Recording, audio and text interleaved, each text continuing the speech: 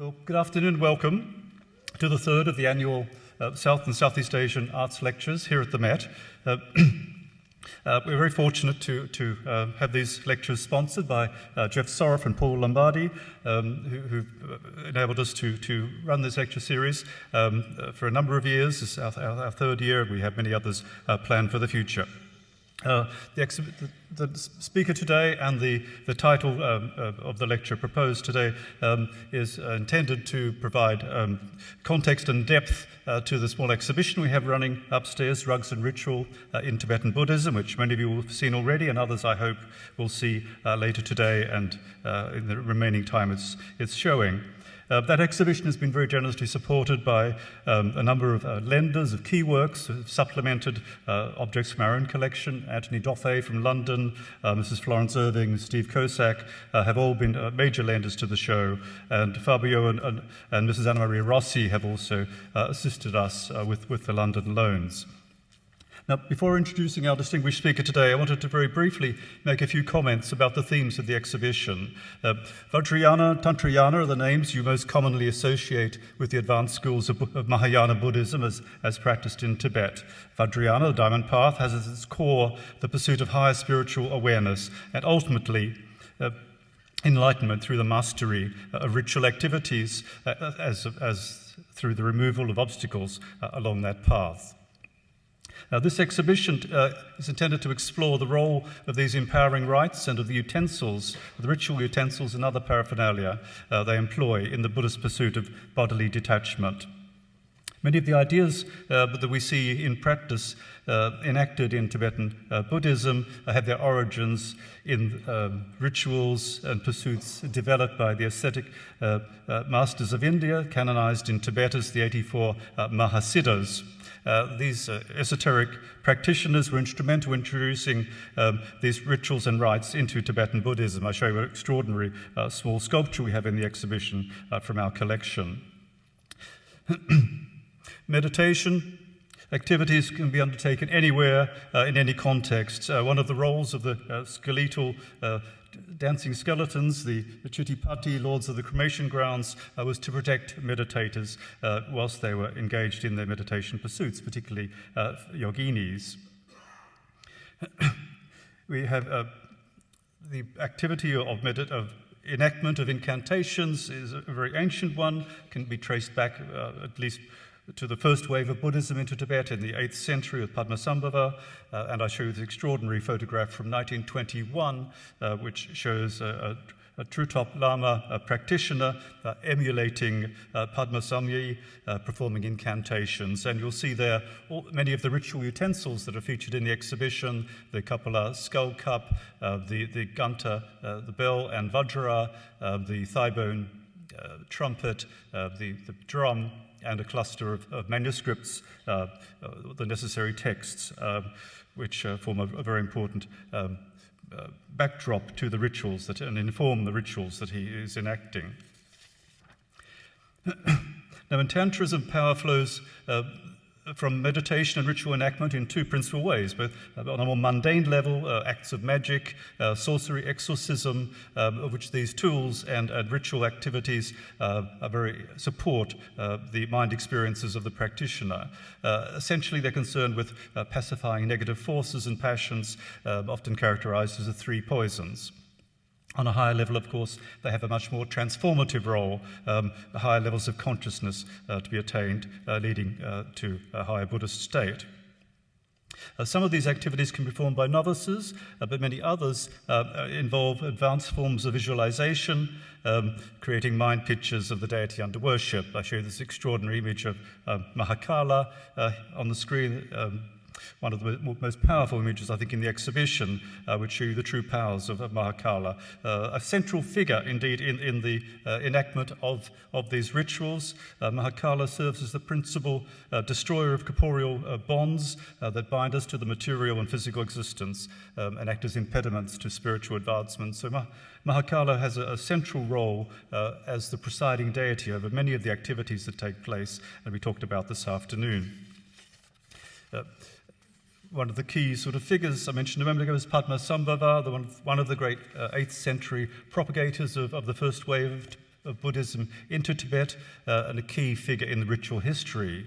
His instructions in the Vajrakila Tantra, an early Indian tantric text, was a seminal moment in the development of ritual in Tibet, revived and expanded in the 14th century under the Sakya monastic tradition. And we have this extraordinary object on loan from the Kronos collection showing the personification of Padmasambhava as the Purbha emanation involved in the dispelling, the binding and dispelling of negative forces. That same theme then translates into the design of one of the carpets in the exhibition, the triangular entrapment of negative forces, which are then staked by the Purbha and negated.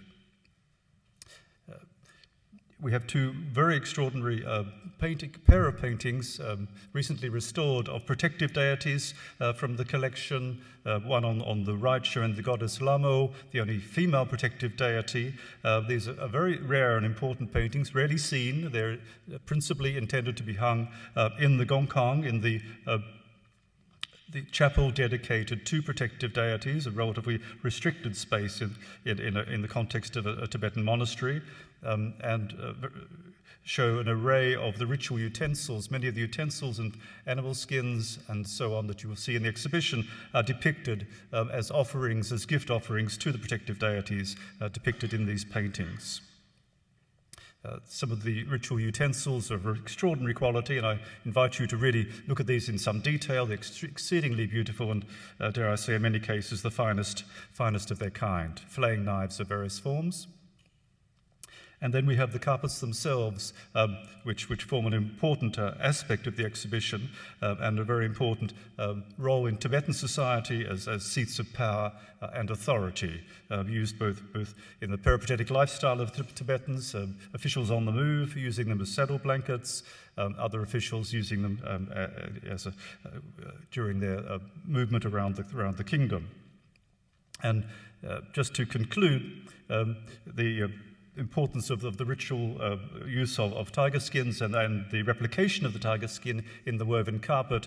We have this early turn of the 20th century image of the performance of the exorcism ritual at the Potala in Lhasa, performed at New Year's Eve as an exorcism performance to cleanse the kingdom in preparation for the new year. Now, we could not have a better scholar practitioner to take us further into this subject than Professor Robert Thurman. Robert Thurman is the Tsong Khapa Professor of Indo-Tibetan Buddhist Studies at Columbia. He is known to many of you as a pioneer in the study and promotion of Tibetan Buddhist studies in the US and internationally. Educated at Harvard and equally significantly, I might suggest, at Namgyal Monastery in Dharamsala, India, where he was the first Westerner to be ordained by the Dalai Lama as a Tibetan Buddhist monk, a singular honor indeed. In 1987, he was instrumental in founding Tibet House here in New York and has since provided the principal focus for Tibetan studies and the Tibetan cause in the US. He has remained the president of Tibet House and of the American Institute of Buddhist Studies. His stream of publications, which began back in 1977, many have been disseminated in translated editions throughout the world and have been highly influential in both Buddhist study circles and in promoting more broadly an awareness and appreciation of Tibetan culture.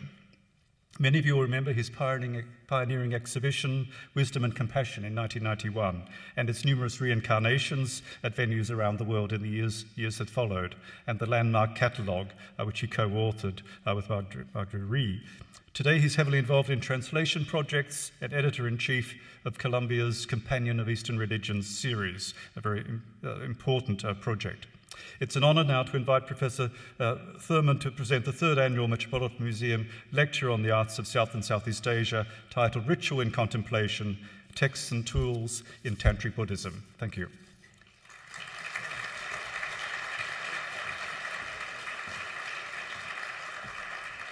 Thank you, John.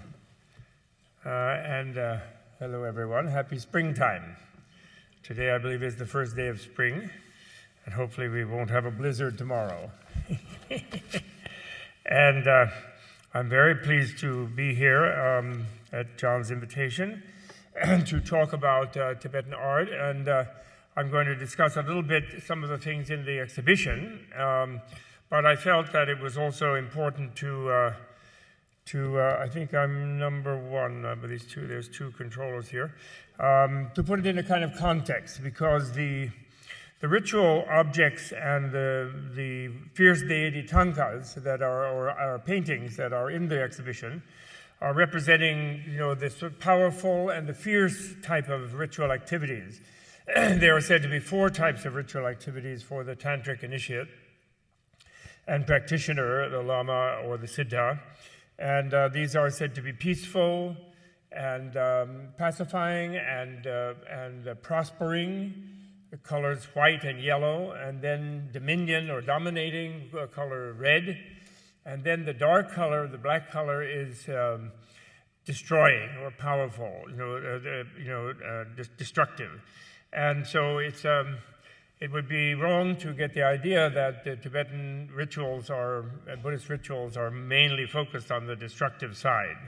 The destructive side only has to do with removing the obstacles to enlightenment and to the peaceful and to the prosperous.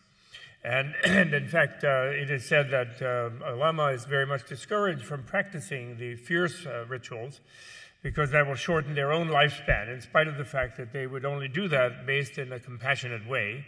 But due to the basic underlying precept in Buddhism of nonviolence, the destructive ones are only exceptional, or only considered to be used exceptionally. Although I think there's a little bit of a false idea about it in the West, because they are sort of spectacular looking. For example, the Ngagpa, or yogi, who was shown in the slide that John showed just now, who had the thigh bone trumpet and had the drum, he was practicing the ritual known as Jö, which means severance, and he is actually ritually and meditatively contemplating, taking himself apart and making a feast out of himself and feeding it to all living beings. So it's a kind of Christ-like meditation, actually, rather than anything fierce, but also calling particularly the most miserable beings, which are the nasty ones, and calling them to consume himself. And it always reminds me of a story about the Tibetan yogi Milarepa, the great yogi Milarepa, who was meditating in his mountain cave. And these very fierce goddesses of the Himalayas, or either beautiful or fierce goddesses of the Himalayas, appeared to him. And they decided they were going to test him and see if he was genuinely a Buddhist yogi seeking enlightenment, or if he was just some kind of a lowly sorcerer.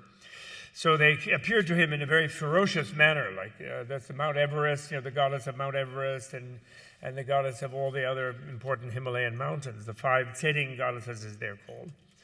And when he saw these ferocious goddesses, like blood-drinking, kind of cannibal, terrible, demon-type goddesses, he said, "Don't mess with me, I'm the great yogi Milarepa," and he transformed himself into the form of a very fierce deity, with many arms and legs, Hey Vajra, I think, which we'll show a picture of in a minute.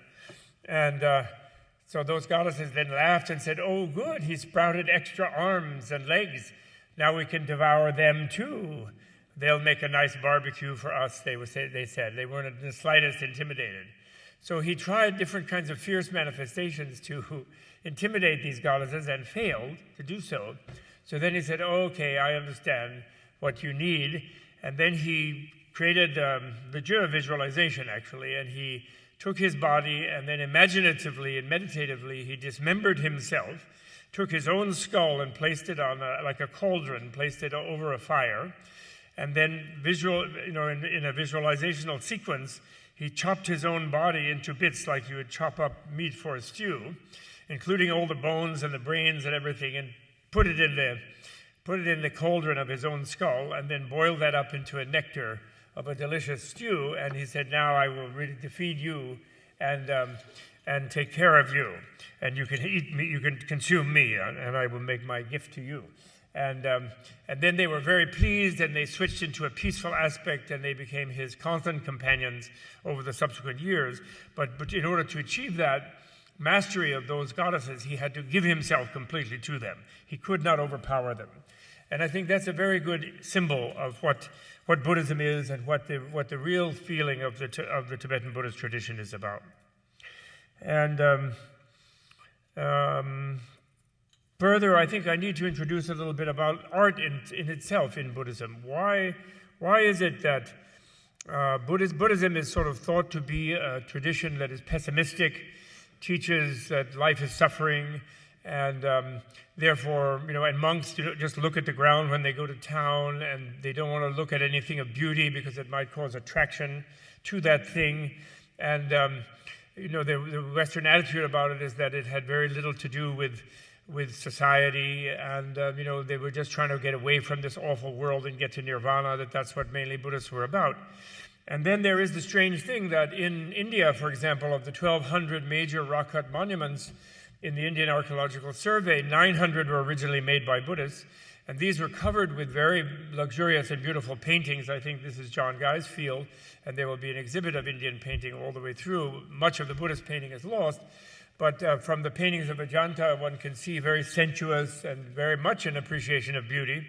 All the caves in Central Asia and in China, the extraordinary beauty of the caves depicting the Pure Lands of the Buddhists are well known to everyone. And then the Tibetan Tankas are what we really get a clue about what ancient Indian icon painting was, pata, what they call it, painting.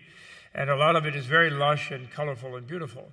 So how can this tradition that supposedly doesn't appreciate life come up with all this beauty? This is the question. And the solution to this question is to correct that idea of Buddhism. Buddha's discovery in the world, for the world, and the root of the Buddhist tradition and why it became so popular in Asia was not at all a pessimistic one. It was a very optimistic one. It was that the human life is a very, very precious thing. The human intelligence is extraordinary evolutionary development in nature. And the human being can come to free themselves from suffering and can achieve nirvana, which is the extinction of all suffering, in any single human life, if that human being uses that life and educates themselves to discover the true nature of reality.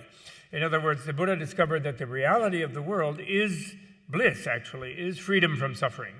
And the unreality of the world the way it is perceived by an egocentric person, a person who thinks, I'm different from everything else, and now I have to sort of keep away from the harmful things in the world, and I have to dominate others and make them do what I want, make the world the way it is, the way I want it. That kind of person is going to suffer, is what the Buddha is saying. The unenlightened, egotistical person who seeks to force the world to be what they want and they expect is going to suffer. It's going to be frustrated because they will fail to do that, obviously. No one, even the President of the United States, or in the Buddhist view, even God, cannot transform the world to suit them.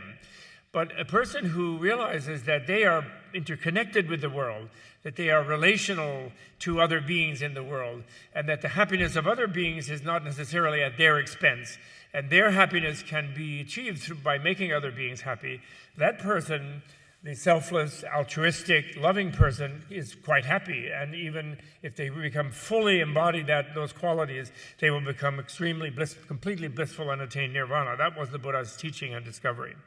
Now, when we normally hear that, of course, we are confused because it doesn't fit our experience. We see a lot of harmful things, a lot of sharp edges around us. We're dodging traffic all the time, dodging other people's bad moods, dodging tsunamis and hurricanes and earthquakes and bad weather and old age and sickness and many things. And not to mention different people on televisions. And so it's very strange to say that if we understood the world, its reality, we would be in a state of bliss. And that Buddhahood is such a state of bliss. It doesn't sound right to us. So how do we become motivated to follow the educational tradition founded on that vision? And this is where Buddhist art comes in. Buddhist art is a way of stimulating, is used and was developed by the Buddhists in India and in East Asia and throughout Asia, nowadays throughout the West, to help people imagine a world that they do not yet experience, and to jolt them out of their habitual experience of the world as ugly and threatening and difficult and hard to manage. And so the Pure Land, the vision of a Pure Land, the vision of a mandala, what we call a mandala in the esoteric Buddhist tradition, which Tibet is so famous for.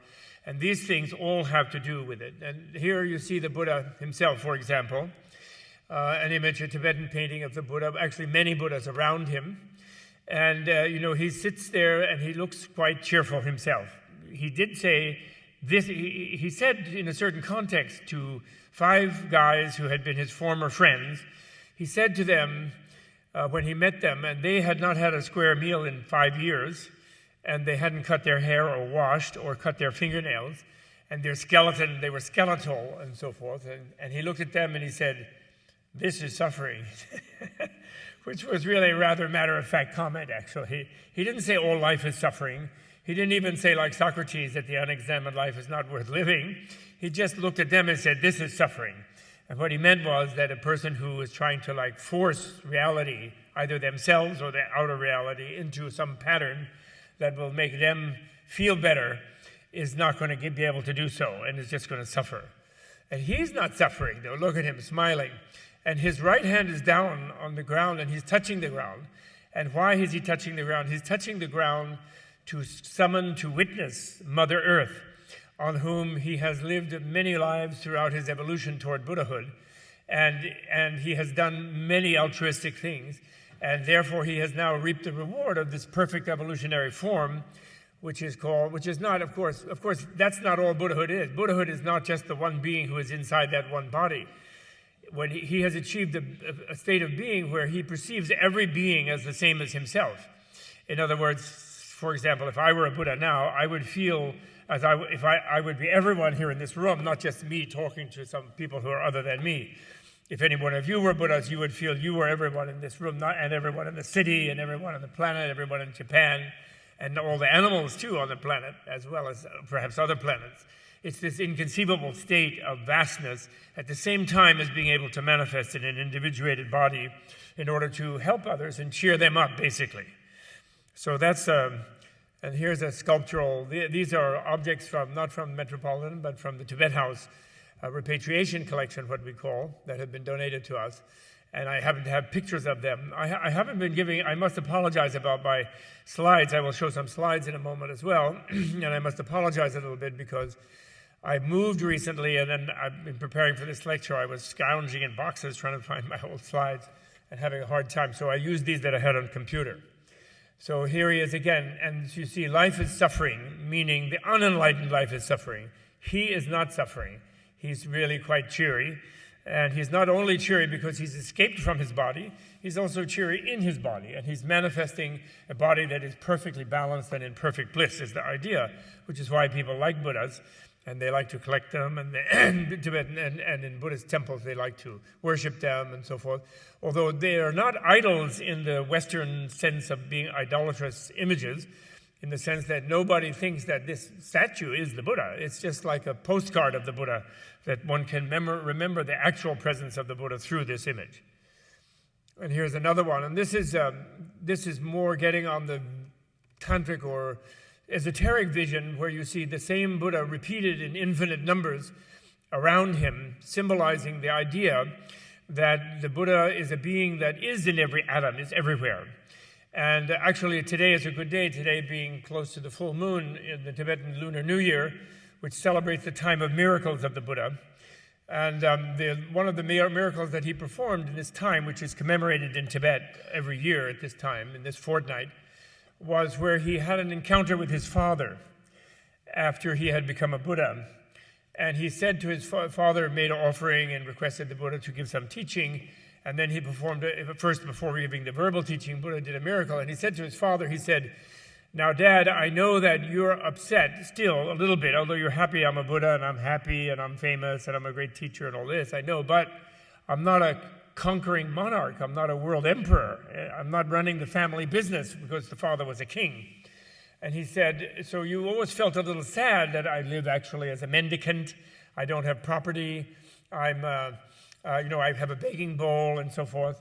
And when Buddha went back to the father's kingdom, he begged his food, and the father was annoyed. He sent caterers, the fanciest caterers out there from the fanciest restaurants, and Buddha gave that food away, and he ate from the simplest food, for example. So he said, "I know you're a little sad, Dad, that I didn't conquer the world, as it had been predicted I could have if I had remained a king." And so then he said, "However, I'm sort of all over the world, I think you'll see," he said. And at that point, two Buddhas came out of his heart, And out of those Buddhas, 2 Buddhas came out, and 2 Buddhas came out, and pretty soon the father and many thousands of people in that audience had a vision of the Buddha in every atom, of Shakyamuni Buddha's presence even in every atom of their own body, actually, and in the air and in the sky and everywhere. And so he said, it's sort of like conquering the world dead. He said, and to cheer his father up. And the father became kind of cheery after that. He said, well, I guess my kid is all over the place, even though he didn't conquer anybody.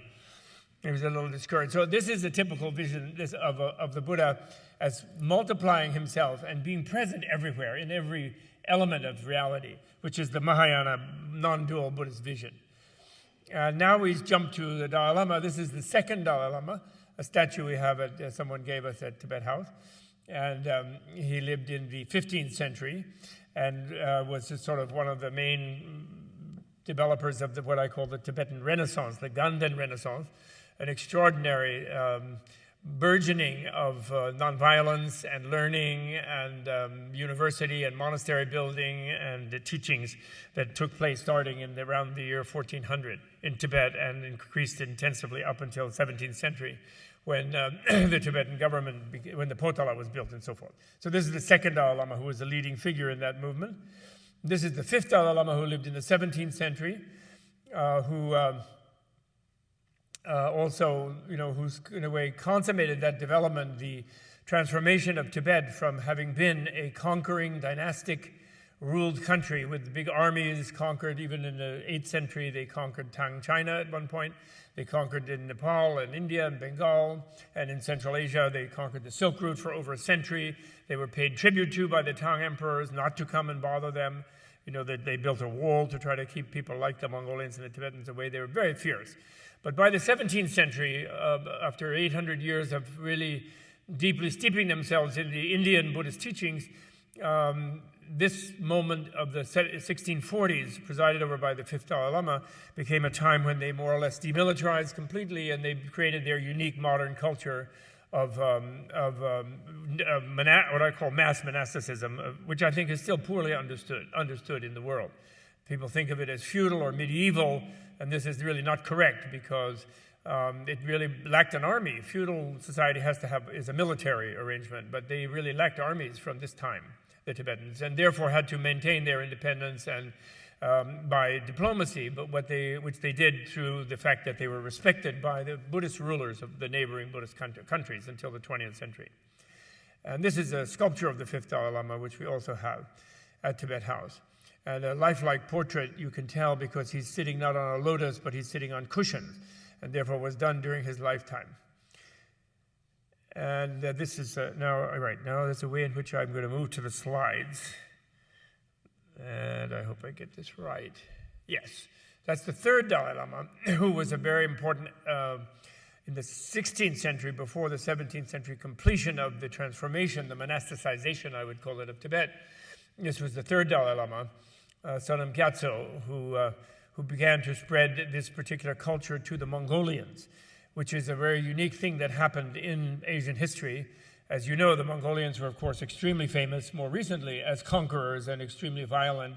They had the largest land empire in world history, actually larger than the British Empire, and with a very pre-modern technology. And from the time of Sonam Gyatso, a little earlier than him, but very strongly advanced by him, they also adopted this peaceful, demilitarized, monastic Tibetan culture for the most part, which made them and Tibet enter the 20th century very weak, actually, as far as politically goes, but very civilized in their internal culture. And there's a close-up of this third Dalai Lama. He still looked somewhat similar. There's many stories I could tell about him, but there's no time. Then this is the fifth again. And after the 1640s, when the nobles of Tibet and the Mongolia asked him to take power in Tibet, and they decided that it was better to have a monastic ruler than a lay ruler, a dynastic lay ruler who would want to be expanding his family's holdings and ownings. And as the monastic ruler, in principle, had the advantage of not having heirs and therefore not wanting to expand endlessly and being actual renunciate monks, in fact. And it was imperfect like all human systems, but it was very good in that it replaced militarism by monasticism over the coming centuries. And he built this, the great famous palace that is well known throughout the world as the symbol of Tibet, the Potala, which is named after a magic mountain in South India where the Bodhisattva of universal compassion, Avalokiteshvara, is said to dwell. And he, as the incarnation of Avalokiteshvara, then built this palace as a sort of simulation of that site. But the Tibetans knew very well that it was not the Potala. The real Potala is in South India. They knew that. But it's their way of remembering their connection to this Bodhisattva of universal compassion, which the present Dalai Lama is still considered to be the incarnation, the 14th. And this is the 5th. And now, the 5th also is, oh, I hit the wrong button. I'll come back to that. But I have, now I'm back on it. Go back one. Yeah, now back to the PowerPoint slides. This is a Siddha, a great adept, and we're not sure. John and I are having a discussion about whether she's a she or she's a he. And I believe it's a female Siddha. Of the great adepts, there were 84 as a famous set, and there are 4 of those great adepts were female, and of that famous set. And then there were other female great adepts in the history of India. In fact, there were just as many females as male. And these are the tantric and esoteric yogi practitioners. I call them the psychonauts of ancient India, and they were the ones who lived in later centuries. And many of them lived for many centuries, supposedly. They had a special diet and special meditations. And Western modern people don't really believe that. They think there were 2 or 3 of them that the Indians and the Tibetans are mixing up. But in the tradition, they feel that they lived for many centuries, many of them. They were kind of magical beings, but human originally. And this was one of the female ones. I think the fact that she's holding the skull, the way her legs and thighs are, and her skirt, and she's just not that well fed, as far as the chest goes, But she's really marvelous, and they are great. I call them psychonauts because they are beings who, in meditation, can actually leave their physical body and go into a subtle, like a dream body, but while being conscious and awake, and can go and do things in that body and develop evolutionary merit and help beings, and supposedly. And they can accelerate the evolutionary development toward perfect Buddhahood to an extraordinary degree. And in their minds, they live in worlds like this. This is, for example, should that yogini have been meditating on what is known as the Kala Chakra, the Wheel of Time, one of the famous tantras, then she would be visioning in herself, her own self, as this being. The central being here being a male-female couple in union, the Wheel of Time Buddha with his consort, the Universal Mother, whose back is to us, both of them with 4 faces, he with 24 arms, she with 8 arms, and both only 2 legs, and standing on various demonic apparitions, and with 8 ladies in waiting around them in the central section, either in a mandala palace building, which I will show you, or in one's own heart, actually, in the body mandala. There are various ways in which this is done. Now I'm going to the slides again. This actually is sort of working. There's a painting of that same deity, and when you're meditating yourself as this deity, the Wheel of Time Buddha, you are both the male and the female in union. You're expressing universal bliss of enlightenment in terms of a male-female union, but you are both male and female, actually, in your visualization. Both male and female elements of your being are present in that way in an ecstatic union. And good. Now this is when the mandala is actually made, which the present Dalai Lama does frequently. He has done it 30 times in his life, and people thought he was not going to do it again, but he's actually going to do it again in Washington, D.C. in July, and then again in India the following year. So there will be 31 and 32, which is unique and unprecedented in the history of Tibet. Usually once or twice in a lifetime, the great cult of the Kala Chakra is done. And this is one of the dancing monks who is doing a dance representing the fierce deities who guard the mandala, which you will see in a minute. And he's doing the earth earth-occupying dance where he dances to please the goddess of earth and requests the site on which they build the mandala. And, okay, that's the wrong one, this one. Yeah. And the mandala palace is represented in this painting. It's actually 3 palaces, one inside another. And each one of the syllables that you can see here, I apologize, the slide is a bit darker than the other one, but each one of the syllables that you see in rows here and in a row around represents a deity. There are 722 deities in this palace. And that's a painted form. And this is the powder mandala form, which they make out of tiny grains of pure pigment. They say sand mandala, but it's a much more finely ground powder than sand. And it's mixed with pure pigment. And so this is made like a cake decorating mechanism that they scrape. And then a thin stream of this fine powder, pigmented powder, emerges, and with that they make this elaborate drawing. This is about 8 foot square, and you can see the 3 gates if you look carefully, and one within another. And this in itself is just a floor plan of a 3-dimensional building. This is a photograph in the Potala of a 3-dimensional version. You see, you can see the gate. You see the gate that lies flat here. You see one coming toward us. That's the northern gate, the white one. There, that's the gatehouse built up as a structure, and the one mansion inside the other. And even that is just like a kind of metal dollhouse representation of what the Kalachakra Mandala really is, which is the yogin who develops the meditative skill to be able to develop that, visualizes around themselves a hologram of a building, a magnificent palace that really couldn't possibly be built on this earth, made of pure jewel, so that the wall is a great slab of diamond, or the red wall is a great slab of ruby substance, but it's not like a wooden thing with diamonds encrusted on it. It is just pure diamond, celestial diamond energy, and ruby energy, and so forth. And so one develops a visualization of oneself in such an exalting space.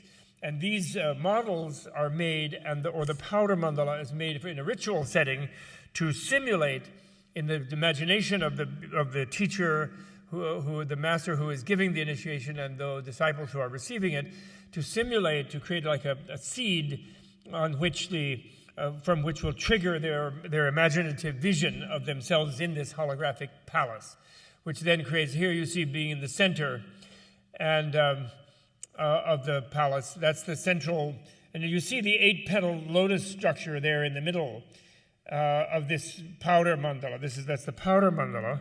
And now if I can figure out how to get to it, well, just remember that, and we will go back to the other slide in the thing, and you will see that's the 8-petal space on which that deity was standing, with the 8 ladies in waiting on the petals around there.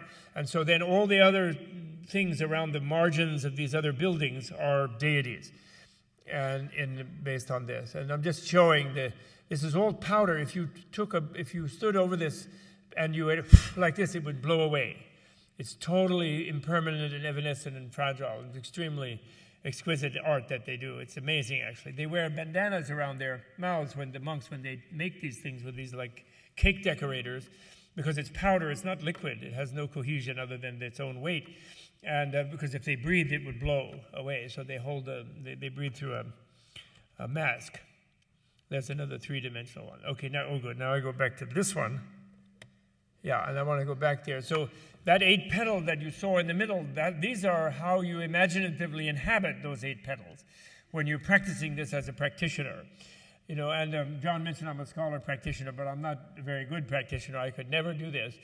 But this is what you have to try to learn to do, where you are all of these beings. You're not only the central couple, but you're also the ones outside, and you're also the other 722, so you become a whole community. So in this way, you practice being many beings at the same time in a visualized kind of way, which is pretty hard to imagine, actually, but that's what you do. Now, this is a different one. So that's the Kalachakra Mandala, and this is the Wheel of Time. This is now a wisdom mandala of the Yamantaka. And I'm looking at Yamantaka with you to come back to the Rugs and Ritual exhibition, because this is the most famous of all the Tibetan, what are called fierce deities. People call them wrathful, actually, which I don't like, because they are not mad at all. They are quite jolly. But they have a fierce form, because they are confronting, the destructive elements in the universe, the nasty beings, the Gaddafis of the universe. Much worse, of course, than Gaddafi. At least he's human, or he used to be. But there are actual demonic beings in the universe, according to the Buddhist cosmology. And when this is the deity of wisdom, Manjushri, in the center figure there, known as Yamantaka. And Yama means the Indian god of death. Yama means death, and Yama is the Indian god of death, who has a buffalo head, a Mahe buffalo, the Indian buffalo, the short-haired Indian buffalo. And so Manjushri appears to Yama, the Lord of Death, as Yamantaka. Antaka means terminator. So Yamantaka is the terminator of death. So it is actually a symbol, therefore, of life, of immortality, in the sense of the death of death. So nothing can die. Nothing does die. Everything is immortal. In other words, it's a vision like that, but it's that vision transplanted into an area of where people fear death, that death is seen as destructive. So it's the transmuting of that destructiveness into the positive that is symbolized by this mandala. And there are many elements of this mandala, this Yamantaka mandala. This work. There's the central thing, again, a set of 8 petals around a central figure, like in the other one. And then the doors and gateways, these symbolize the wall of the mandala, which are made of 5-colored jewel slabs. And these are the gateways, which really are stand-up, because this is really the floor plan of a building. And then around here, this is different from, this is actually Kalachakra is same. These are what are known as the 8 charnel grounds, cemeteries, because from within the sphere of immortality within this mandala, protected sacred space, the ordinary world is seen as a world of constant death and rebirth and death and rebirth. So this symbolizes the ordinary world, although these death grounds are filled with deities and yogis and people who are using their awareness of the transitoriness of the ordinary world to enter into this sphere, which is the sphere of immortal bliss. And so that's the symbolism of the thing. Of course, above are the masters, the psychonauts, the masters of the tradition, and below are some of the protector deities who protect the tradition, and then other forms of what I call archetype deities, other than Yamantaka, around. And now, again, this is another 3-dimensional. Again, this is a dollhouse. This is another object at Tibet House, which is the 3-dimensional mandala of Yamantaka. And it's just really like a dollhouse. And the people make this, monks make this in order to, like an architect makes a model in order to be able to visualize a fully built building. The fully built building, again, is a hologram that is made of celestial jewelry, so it requires a tremendously stable, meditatively stabilized mind in order to be able to do it. I mean, imagine if you could visualize even this room. You've been in and out of this room, probably you've attended other lectures here. You're aware and you walked in, you looked around and saw the walls and the ceiling. So imagine if you had enough attention and kind of like a photographic memory where you could imagine all details of the lights and the wall panels and the floor and the carpeting and everything of this, even this room, in your mind. So it's to imagine yourself being in this room. It would be very difficult because we don't really notice. We just glance at something and we don't really notice the details.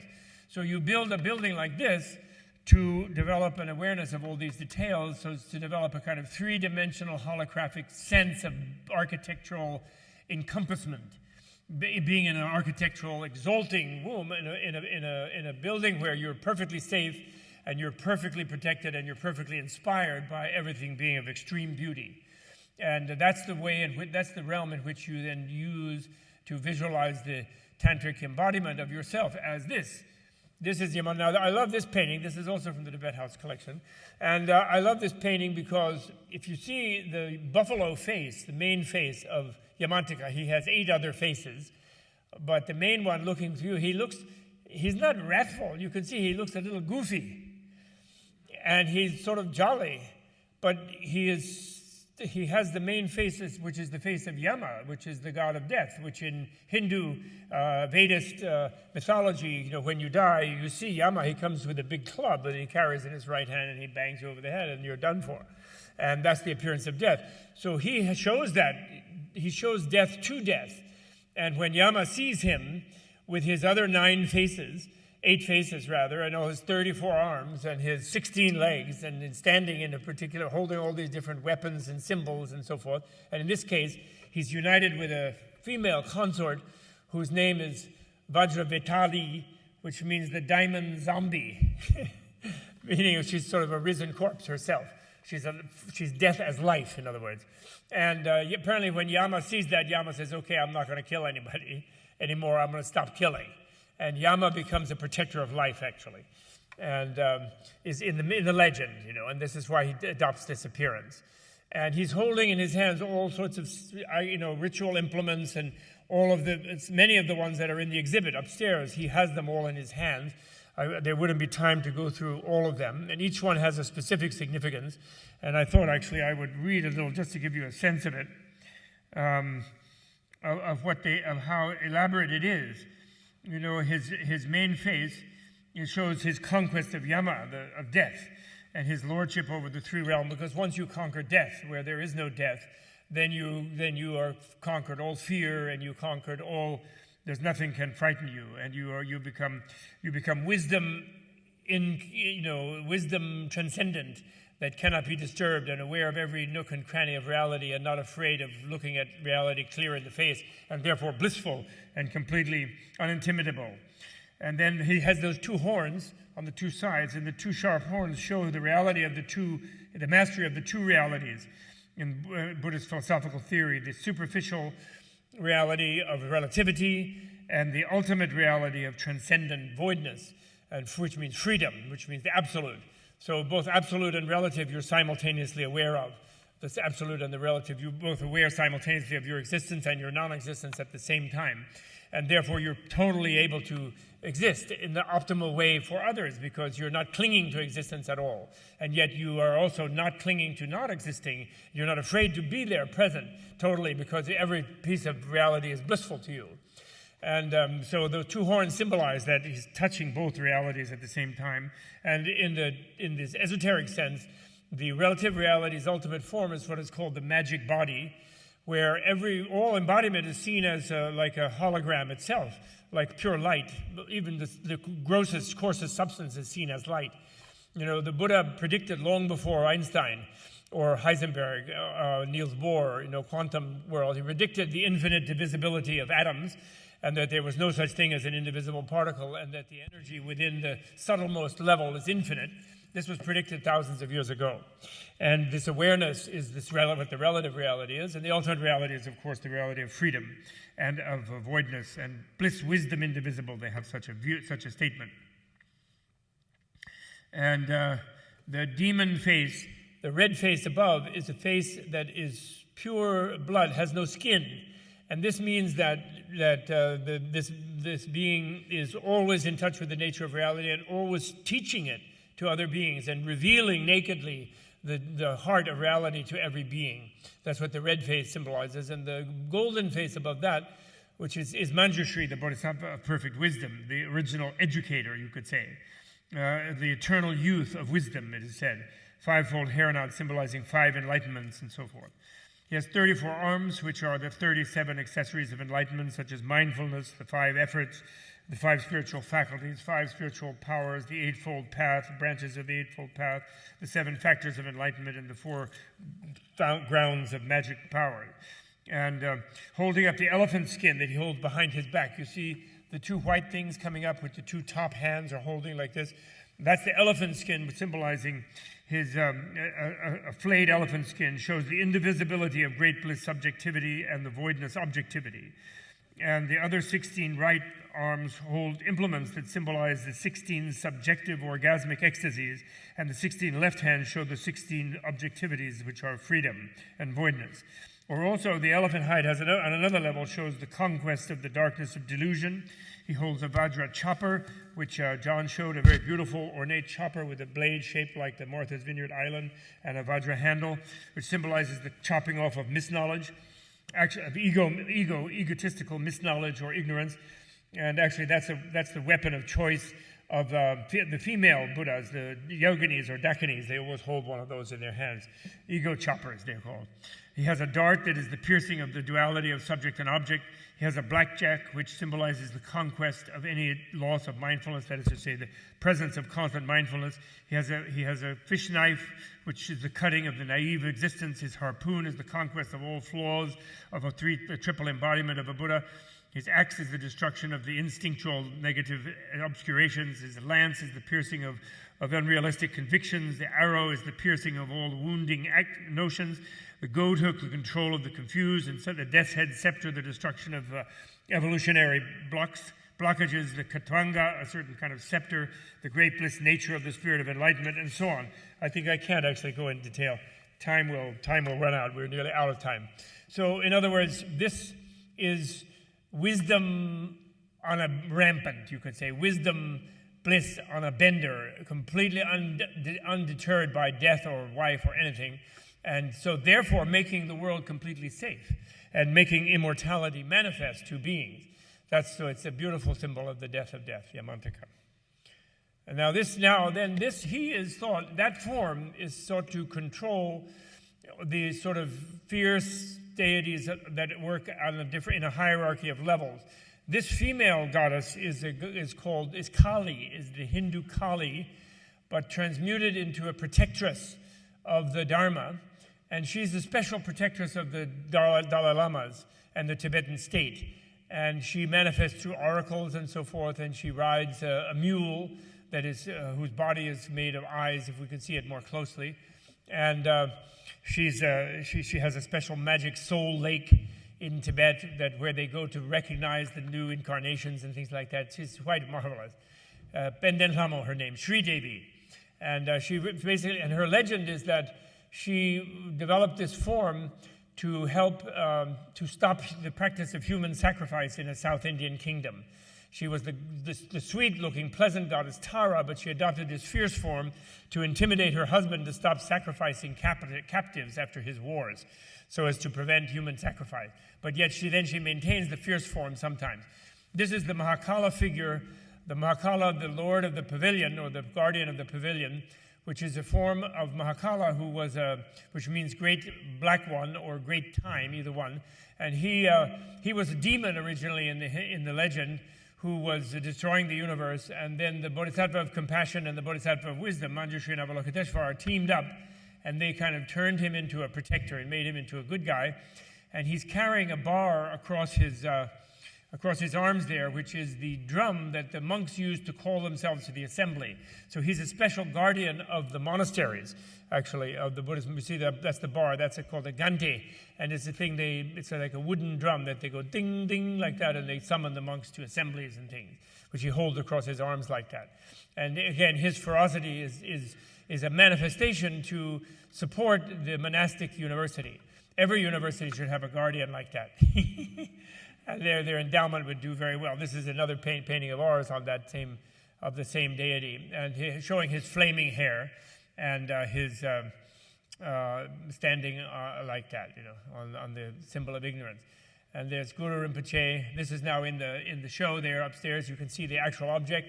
And this is Padmasambhava, who was one of the great adepts who went to Tibet.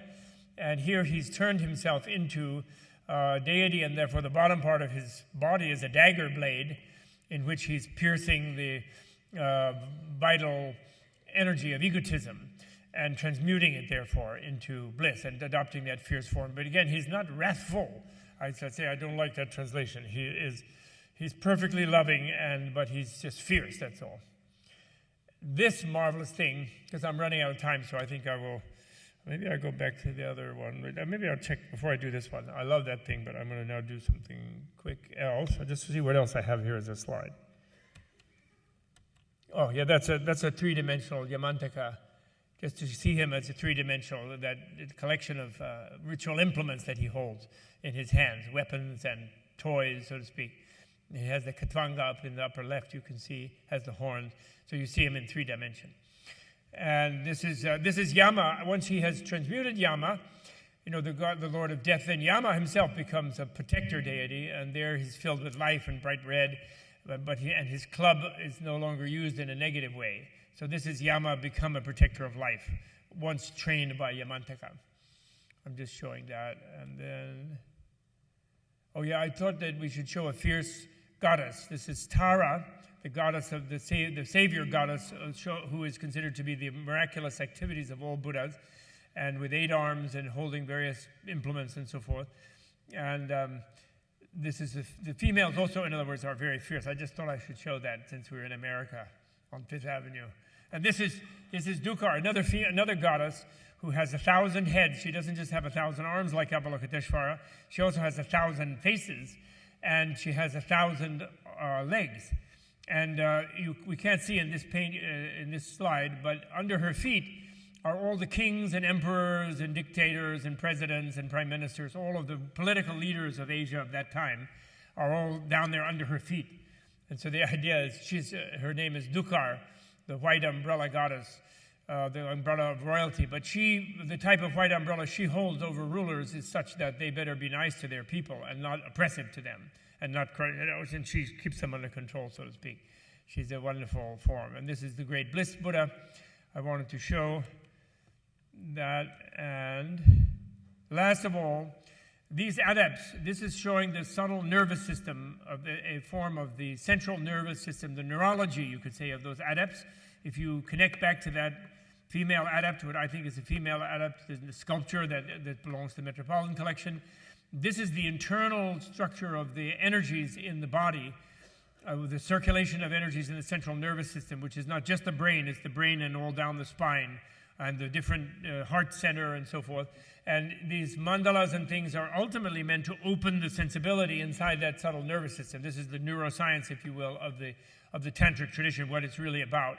And this other picture there shows the whole complexity of the heart chakra, or the heart center, which is where the final integration and the final realization occurs, and where the subtle body-mind, the dream body-mind can depart from the body, and the yogin, the psychonaut yogin, can learn to go backwards and forwards out of that heart. So I just wanted to show that in conclusion. Now back to the Katvanga.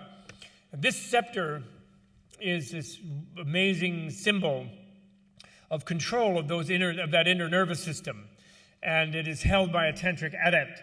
And it has a vase. It has the handle, which is a shaft of 8 sides, and the 8 sides of the shaft symbolize the 8-fold path of basic Buddhism.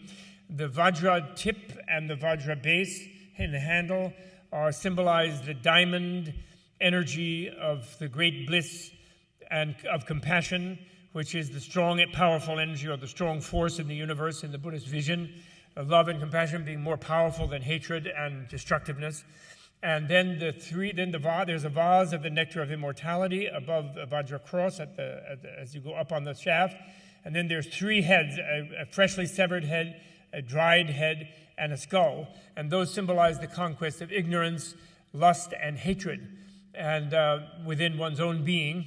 And also the 3 bodies of the body of emanation, the body of reality, and the body of bliss. I mean, its symbolism operates on many levels within a Vajra on the top. And this is a particularly beautiful one. The work, you should look at it in the exhibit, the filigree, the way it's done with gold and silver and iron. It's an amazing object, really quite marvelous. This was probably given by one of the Manchu emperors, maybe to one of the lamas, Dalai Lamas. I don't know the exact history of it, but this level of beauty and value would be something that a Dalai Lama or a Khapa Lama would have been given, or other great lamas would have been given by emperors and so forth in the ancient days. Now here's the elephant skin. Yamantaka was holding one, and here's a rug with that same elephant skin. And so one would sit on this rug, although in the Gongkang, in the protector or fierce deity chapel, and the monks who would be doing a ritual relating to the fierce activities of protecting the university, the monastery. They would sit on this rug in a sense of, therefore, empowering them to develop that feeling of being one with Yamantaka. And by being one with Yamantaka, that is to say, transcending death and ignorance. And the elephant symbolizes ignorance in this case. And they are, by having flayed its skin, they are no longer attached to the coarse reality of it, that ignorance is sustained by ignorance. And here's a human one, and this could have both a negative, external negative, but more likely internal one, because this one would visualize one's own self, one's own ordinary self being that, and one having like stripped away one's ordinary self, and then rising and dissolved that into the void, and then rising in the form of one of the deity forms, such as we looked at in the past with, an exquisite jewel-like body. And this being the old, rather unshaven, a rather funky-looking, fashionable fellow with a funny kind of buzz cut. And that would be one's ordinary self. That would be the highest level to view it, but then it could also be some kind of a dominating kind of ritual involvement. And this, finally, a stupa, is said to be a symbol of the Buddha's mind. And this, I think, also is in your collection, right? This is yours, isn't it? Yes, I think so. And this is marvelous, and the different levels of this. This is a stupa, also a mandala. In the sense, another kind of mandala, if you look at the base inside that fence at the bottom, you see geometric patterns, circles, squares, semicircles, and those symbolize the 12 continents that surround the axial mountain in the old cosmology.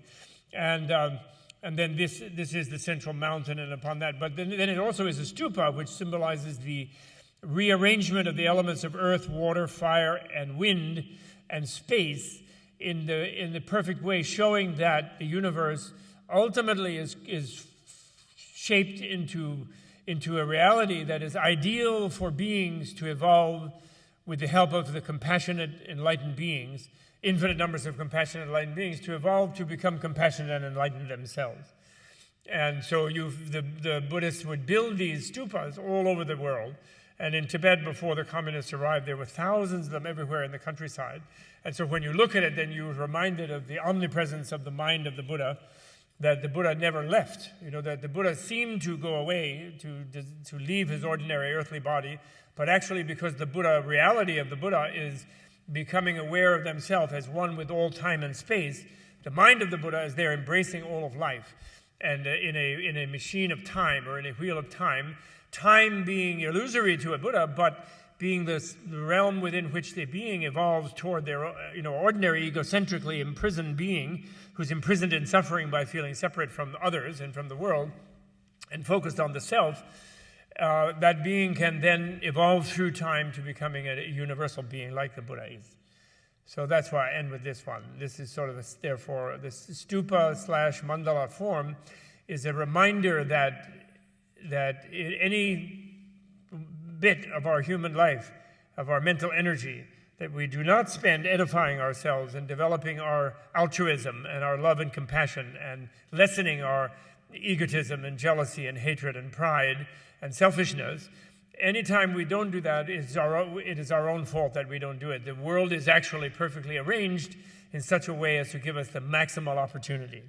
The curriculum is available, the teachers are there, the human life of liberty and opportunity is ours, and if we waste that life and die out of this embodiment without knowing where or what we're doing, it is a terrible shame, and we'll have no one to blame but ourselves. That's the Buddhist view. Okay? Thank you very much. That's all.